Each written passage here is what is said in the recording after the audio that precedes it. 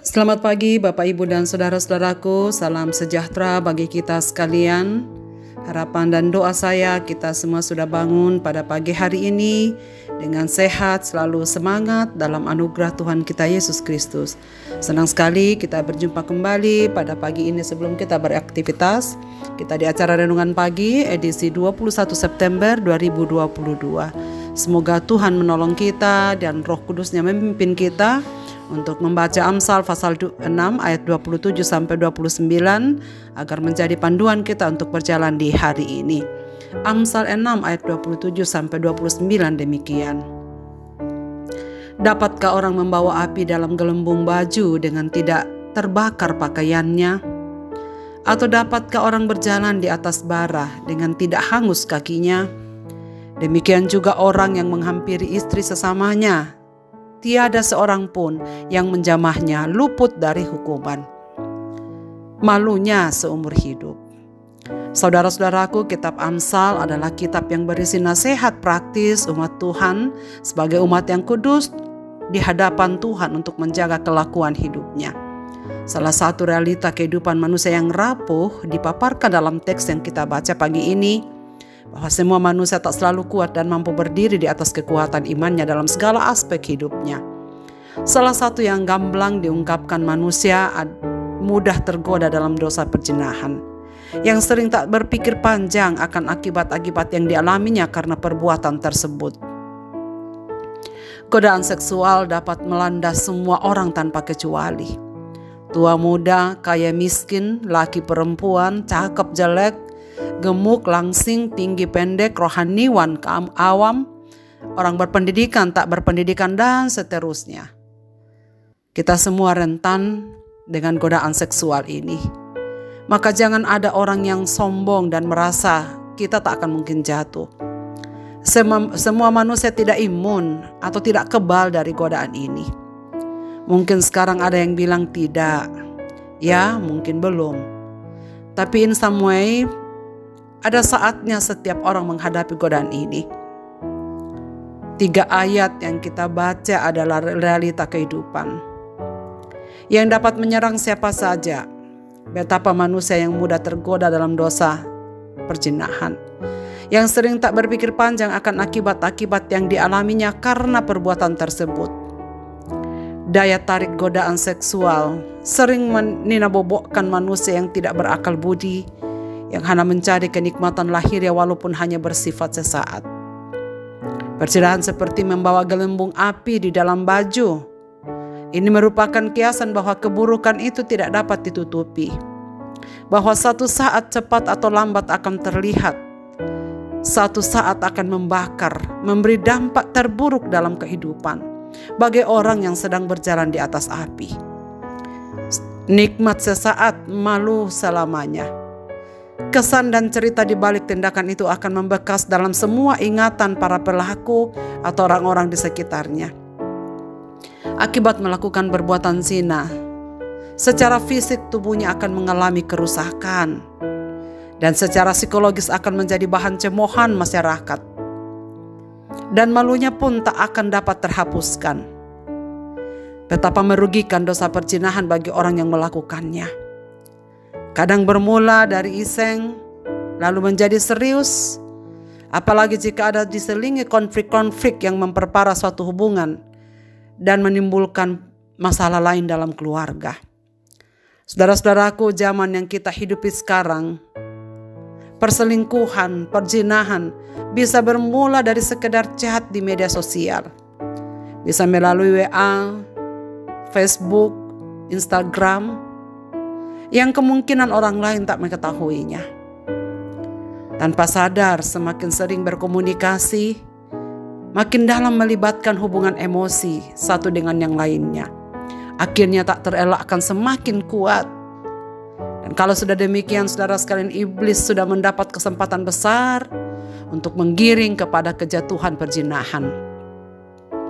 Jadi tidak ada orang yang dapat dengan sombong mendeklarasikan dirinya akan terbebas dari godaan ini.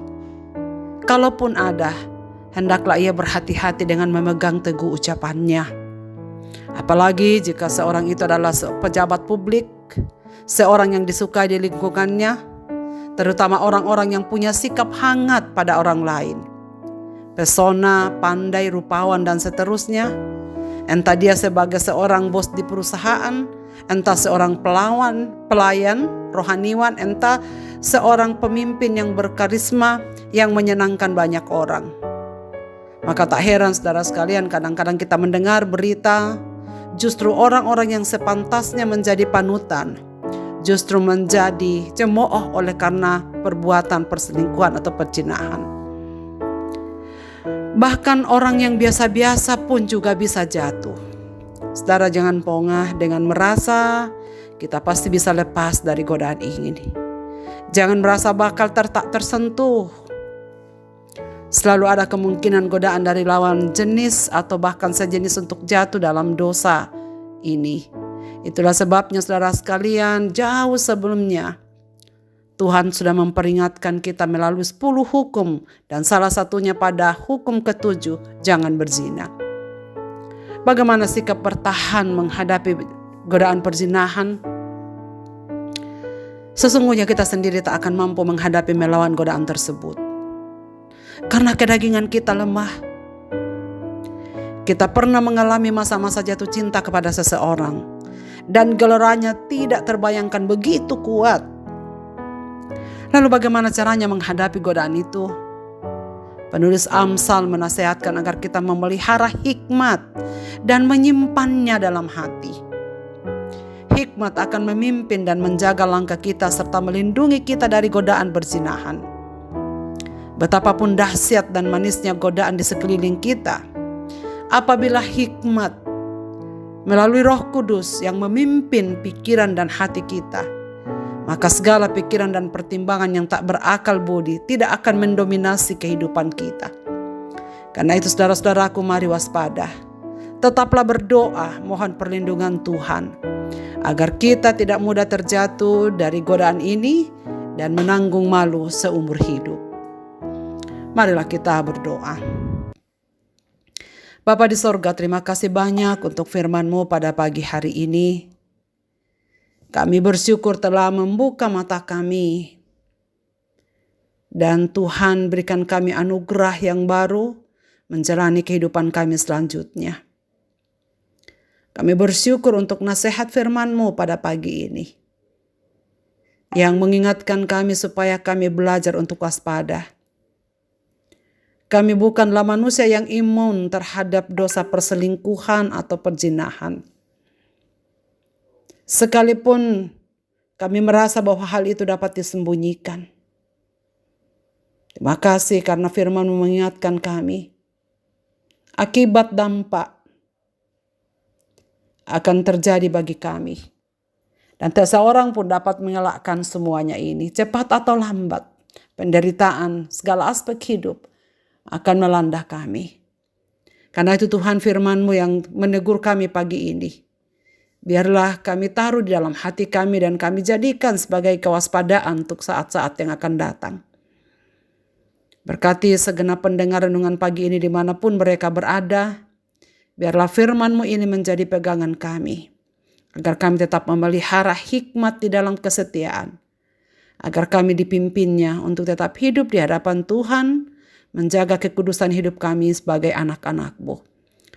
Kepada pendengar renungan pagi ini dalam segala keadaan mereka, kiranya Tuhan tolong hari ini.